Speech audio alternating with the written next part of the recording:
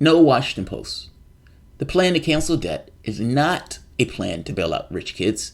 And even taking that argument doesn't even make sense on its face. Washington Post slams Bernie Sanders with the argument that Bernie Sanders' plan to cancel student debt is akin to a plan to bail out rich kids. Again, logically, that argument does not make sense. Welcome to the Soapbox.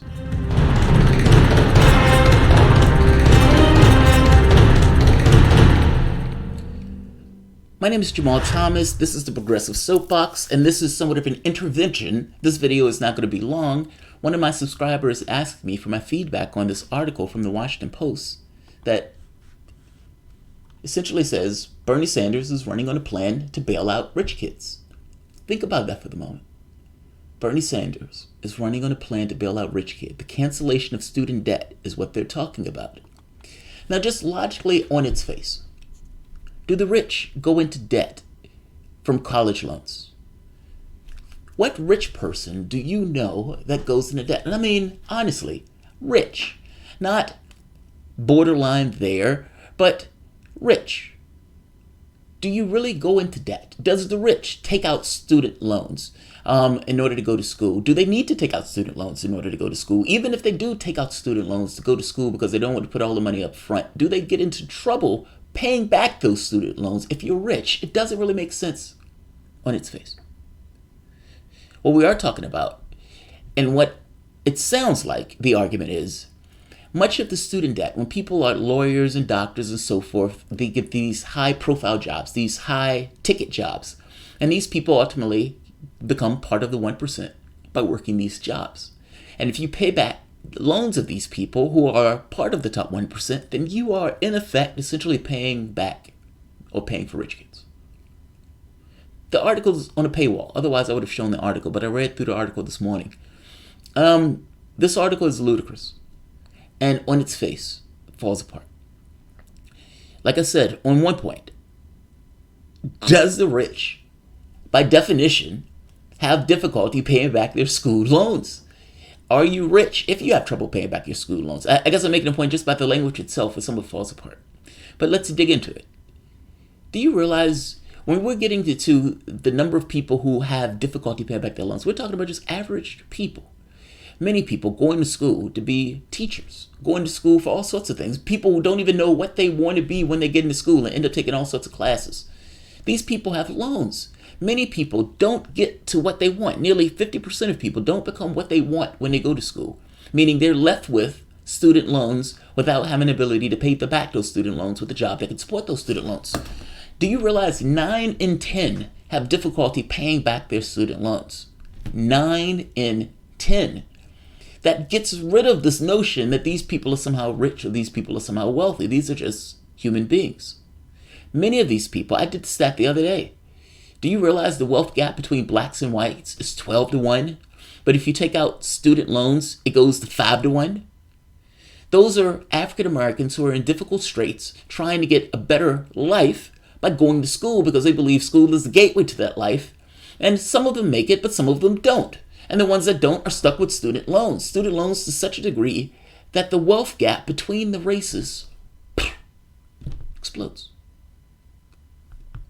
This article is ludicrous on its face.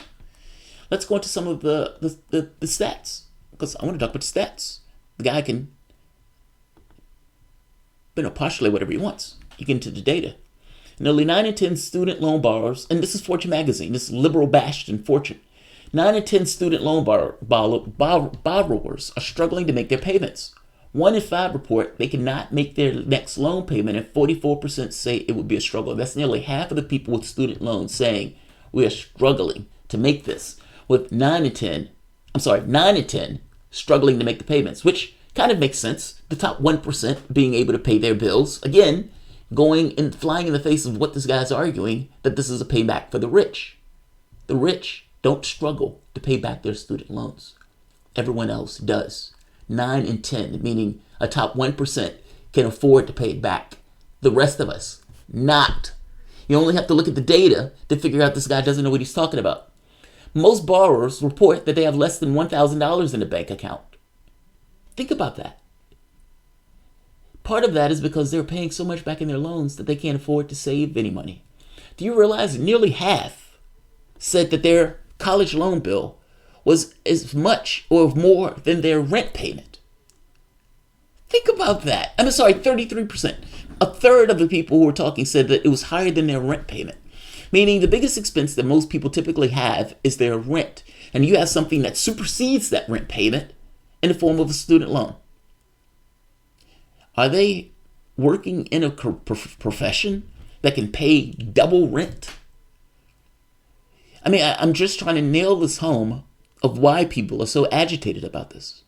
I've heard all sorts of arguments of, well, I had to pay my student loan back. I had to suffer through it. Other people should suffer through it. How small and insignificant you are to believe that other people should suffer just because you suffered. And by the way, that selfish perspective is a wet blanket on the entire society. Read Fortune magazine's portrayal of this. Read other instances of this. That weight of that $1.6 trillion is putting a weight on economic development on this society. It's even putting a weight on people's ability to get marriages, to get houses, to move out from their mom's house, to have lives. It is depressing our entire society, not just the individuals who get these loans. I need that to be extraordinarily clear. But there's also something to ask on whether your society is okay with these guys profiting off of kids who are trying to get a better life. Do you really want to punish a student who's trying to better himself? And by the way, the bettering of himself is for the betterment of your society. Everything that you see in your world is a product of labor. Somebody had to go to some school to get some education in order to create something. Your lighting, your electricity, your programs, your Starbucks, all of those things were a product of people getting an education and being able to put that to work in your society. What do you think unleashes the ability of our society to take the chains off? Saying that we want as many people to go to school as possible, meaning we want to get rid of disincentives that stop kids from going to school. We want to unleash the creativity of our students. We want those people to go to school. I am even willing to pay kids to go to school. That's how much I want the youth of this nation to go and get an education and go to school. I want them to build the technologies of the future. I want them to build the physics of the future. I want them to engage in all of these things. And I want them to engage in these things without having the labor of a bill hanging across their head, hanging through or around their necks. And you should want that too. That's where I'm at. In the same way that healthcare is a human right, I honestly believe that the way that human beings can dispense the best of themselves is by getting an education to the fullest degree of the education that they want. We should not go after our kids in this way. We should not allow the capitalist class to rape our kids from the standpoint of how much money you can make off of them, because we tell them for the entirety of their life that getting an education is your way out. And then when they're just about the threshold of getting the education, we say, sign on the dotted line. You're going to pay $30,000, $40,000, $50,000. It's like you have cancer, pay me. Well, in this case, you want a better life, pay me. And I'm saying we need to be better than that and not do that. Let's keep going. 6% of borrowers had their Social Security payments or wage seized. Think of what we're saying. Social Security payments, elderly, the sick. We are clawing back their Social Security checks, many of which, that's all they have to live by. We are clawing that back. That's how callous we are. We're hounding people to their graves. 18% report being in default on at least one of their student loans. This is a large segment of our population. 1 in 3 of the borrowers report their student loan is higher than their rent or their mortgage. 65% say it's higher than the amount they pay for food. 40% of the borrowers report having been unable to achieve their career goals.